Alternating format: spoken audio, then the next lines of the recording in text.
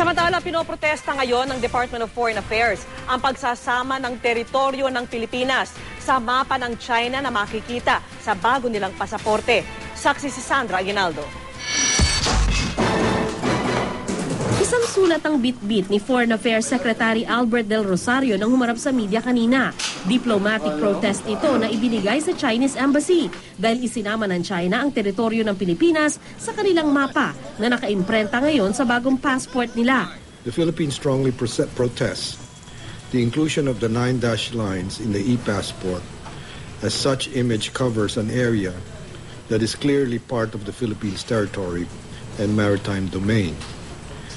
The Philippines does not accept the validity of the 9 dashed lines. Ang tinutukoy ni Del Rosario na 9 dashed lines ay yung siyam na putol-putol na guhit na nilagay ng China sa mapa nila.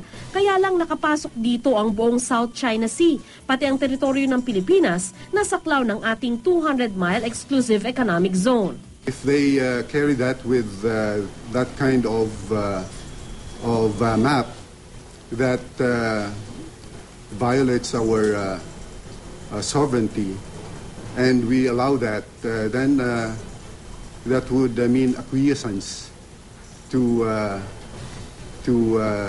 their claim. Nagpoprotesta rin ang Vietnam dahil pati raw kanilang teritoryo isinama ng China sa kanilang mapa. Matapos ang ASEAN Summit, tila umiinit na naman ang girian sa pagitan ng Pilipinas at ng China. Sa susunod na buwan ay magkikita-kita ang mga kinatawan ng Pilipinas, Malaysia, Brunei at Vietnam para sama-samang maghanap ng solusyon.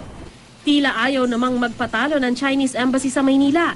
Sa isang statement, pinangalandakan nitong sinabi umano ng ASEAN countries na hindi dapat i-internationalize ang issue ng West Philippine Sea.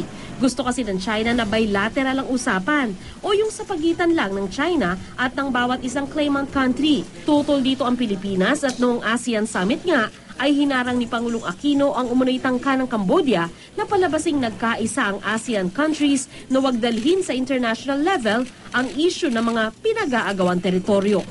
Sandra Aguinaldo ang inyong saksi.